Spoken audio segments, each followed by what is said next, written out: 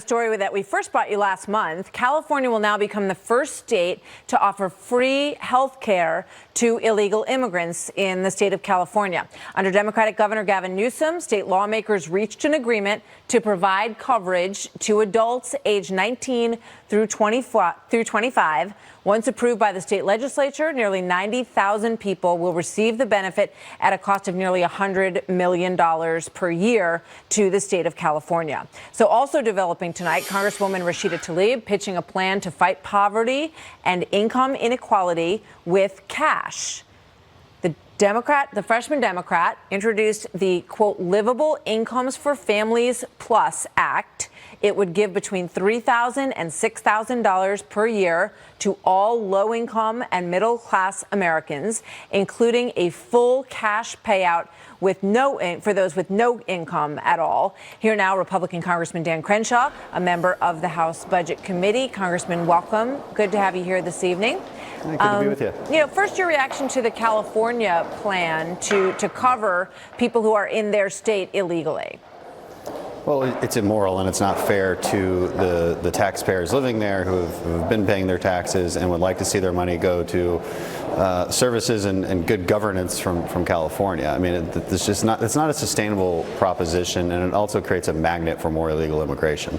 Yeah, I mean, you wonder if it creates an enticement for people to move out of California, right? We have seen some movement from California to your home state of Texas, right? Yeah. Exactly. That's exactly right. Let's talk about Rashida Tlaib and her plan, which sounds a little bit, she says it's not universal basic income, which Andrew Yang, who's running for president on the Democrat side, is advocating. How do you see her plan? Well, it's a misunderstanding of basic economics and also human nature. Okay, so it's a misunderstanding of economics because, one, we always have to ask the question, how are we going to pay for it? Are we going to put our children in even more debt? Are we going to raise taxes on somebody else? We already have one of the most progressive tax systems in the entire world. But it also doesn't make sense because it basically entices people not to work.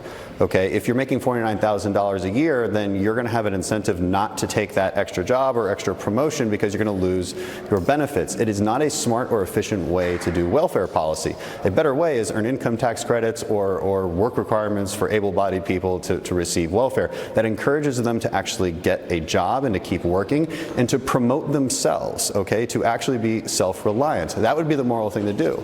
It also misunderstands human nature because it's basically making people dependent on government. We have to ask ourselves the question, why wouldn't she just propose a tax cut? She's not proposing a tax cut because she wants you to be dependent on government. This is deeply immoral, okay? And it's not the right thing to do. We don't want another bureaucracy handing out money. We would just want people to keep more of their money. So why doesn't she work with us on tax cuts? Yeah, it's an interesting point. There's a way to allow people to keep more of their own money, and then there's a program that gives people handouts, which is what she is